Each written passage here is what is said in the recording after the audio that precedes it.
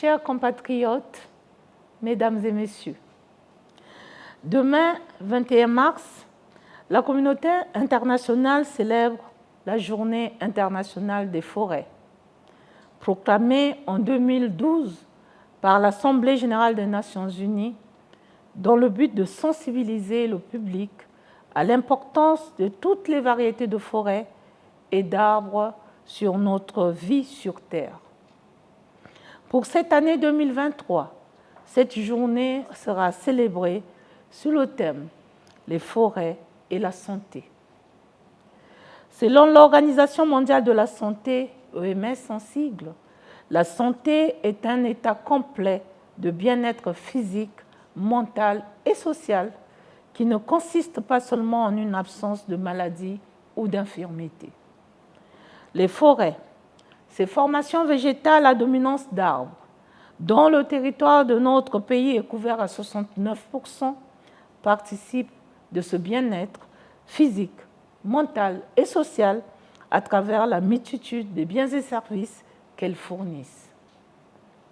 Ainsi, elles jouent un rôle crucial, entre autres, dans la réduction de la pauvreté et dans la mise en œuvre des 17 objectifs de développement durable des Nations unies, notamment l'objectif 3, bonne santé et bien-être, qui vise à donner aux individus les moyens de vivre une vie saine et promouvoir le bien-être à tous les âges, d'une part, et l'objectif 15, vie terrestre, qui vise à préserver et restaurer les écosystèmes terrestres, d'autre part.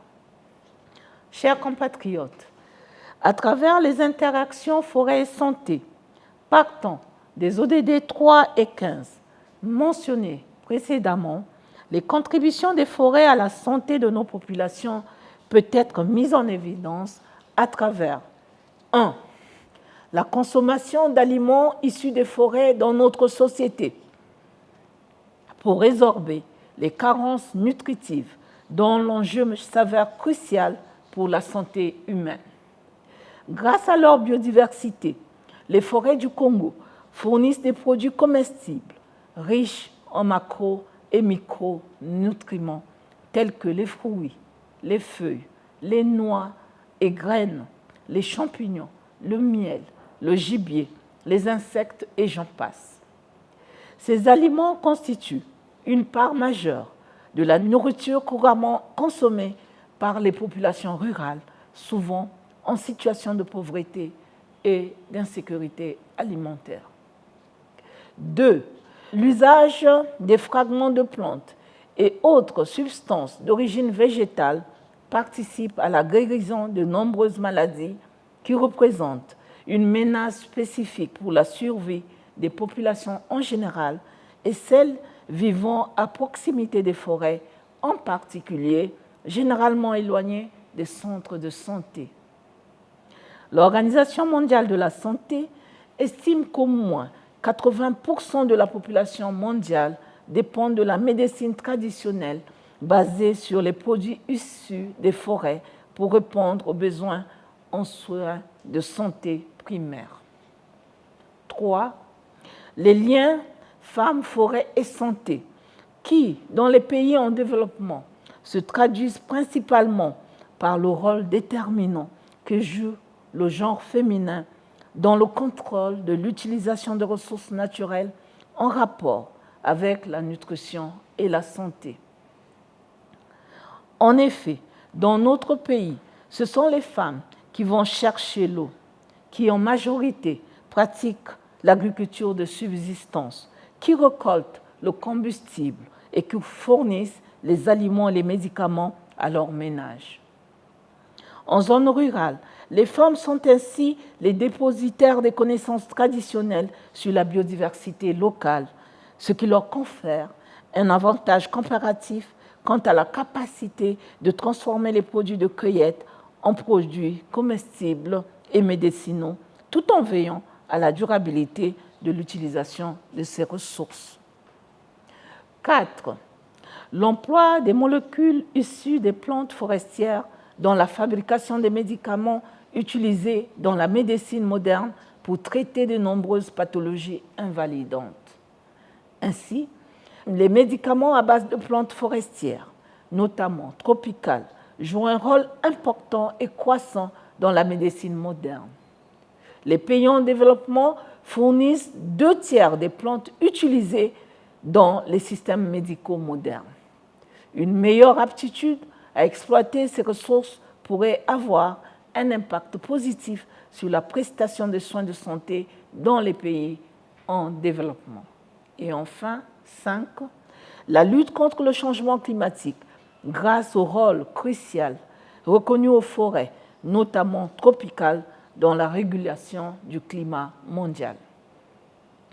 En effet, les forêts contribuent à la séquestration du carbone, principal gaz à effet de serre qui détruit la couche d'ozone et provoque le réchauffement de la planète, avec ensuite toutes les conséquences de l'apparition des événements météorologiques extrêmes causant désormais désolation et perte en vie humaine.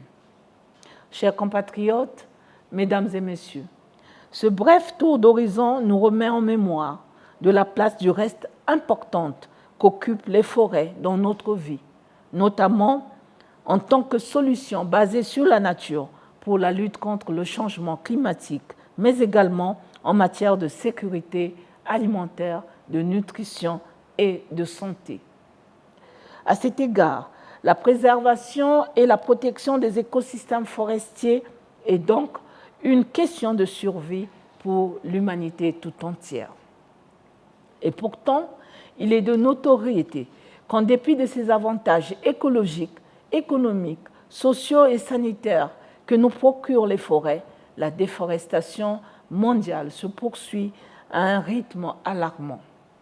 Nous pouvons être fiers qu'au Congo, bien que la croissance démographique en cours nous interpelle quant à la nécessité d'adopter une posture préventive, le taux de déforestation est des plus faibles au monde, soit 0,06%. La politique forestière engagée depuis plus de 20 ans par le gouvernement nous confère le leadership dans la sous-région en matière de superficie, des forêts aménagées et certifiées, des forêts de conservation et des forêts plantées. C'est pourquoi il est plus qu'urgent, dans ce contexte, de proposer des techniques culturales plus sédentaires, évitant des défriches brûlées, de proposer la production du bois-énergie non pas dans les forêts naturelles, mais en la substituant aux forêts plantées. Pour sauver les forêts du monde et à travers elles l'humanité tout entière, il faudra travailler à élargir la coopération internationale et la collaboration, l'étendant à l'ensemble des parties prenantes afin que les forêts puissent exprimer pleinement leur aptitude à améliorer le bien-être des populations. À cet égard, il nous revient à tous de capitaliser les 2 événements majeurs liés aux forêts que le Congo, notre pays, va abriter au cours de l'année 2023, à savoir l'organisation du sommet des 3 bassins forestiers tropicaux du monde. J'ai cité le bassin amazonien, le bassin du Congo et le bassin de Bornéo-Mékong. 2. La conférence internationale sur la forestation et le reboisement dans le cadre de la mise en œuvre de l'initiative Décennie africaine et mondiale de la forestation lancée par son Excellence, M. Denis Sassou Nguesso, président de la République, chef de l'État, lors de la COP 27 tenue au mois de novembre dernier à Sharm el-Sheikh en Égypte et endossée par le sommet des chefs d'État et de gouvernement en février dernier.